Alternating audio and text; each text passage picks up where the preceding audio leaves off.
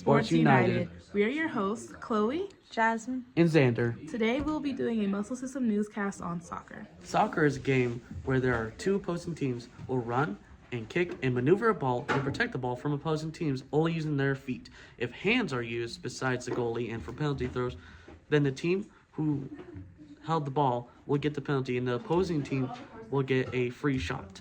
And the way that a goal is scored is when the ball is kicked into a goal, but the goalie must block and stop the ball from entering. Now we will be talking about the 7 different muscles that are important for athletes to develop and maintain in order to play soccer. First up, we have our quadriceps, also known as our quadriceps femoris.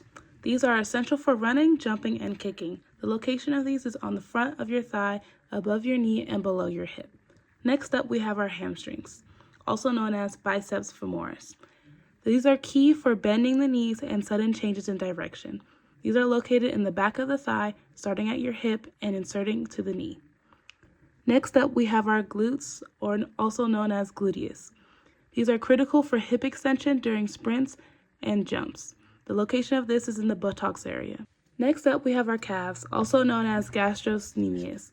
These are vital for explosive movements like quick sprints and jumps. These are located in the back of your lower leg.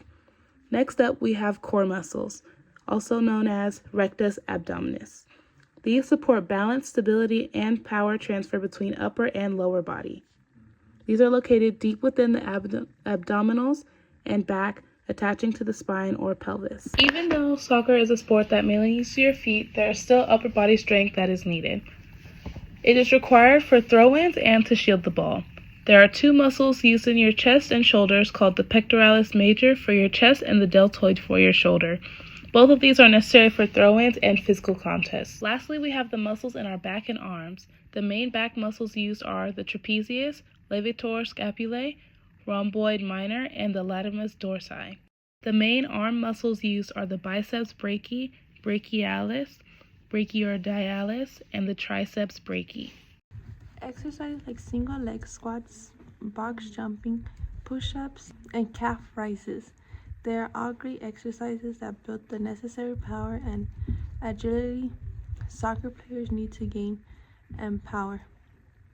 But at the end of the day, consistency is key. There are a lot of injuries that soccer players can get, but we are going to give you the top 5. At number 5, we have hamstring strains. In order to repair this, you need to rest, have ice on it, and compress and elevate the area. In order to prevent this, you would stretch. Next, we have groin pulls. For groin pulls, you would apply ice until the swelling is down and then add heat. In order to prevent this, you would also stretch. At number 3, we have sports hernia. In order to repair this, you would do physical therapy, take anti-inflammatory medications, and only in some cases is surgery needed. In order to prevent this from happening, you would do exercises to strengthen your body. At number 2, we have a wrist sprain. In order to repair this, you would rest the wrist, elevate it, and apply heat or ice depending on swelling levels.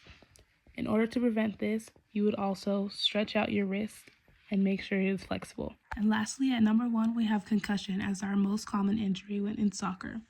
In order to repair this, you would rest a lot, sleep, and do not do a lot of physical activity. In order to prevent this, you would avoid having the ball contact your head. The star soccer player Ross Hansen has sustained a quadriceps strain while making a quick change in direction to intercept the ball, which has caused the vastus lataris to become overactive and weaken and lead to muscle imbalances, and the rectus femoris to take on more stress, which will lead to fatigue, strain, and overuse. The diet of a soccer player mainly consists of fibrous foods such as fruit and vegetables, and protein such as eggs and red meat. The most important part, though, is their hydration. They also do carb overloads. This is where they eat a bunch of pastas, a lot of rice, so that they have the energy to, play games. Thank you for tuning in to Sports United. We hope that we were able to inform you on the muscles used in soccer, and as always, Stay active, United Nation. And if I don't see you tomorrow, good morning, good afternoon, and good night.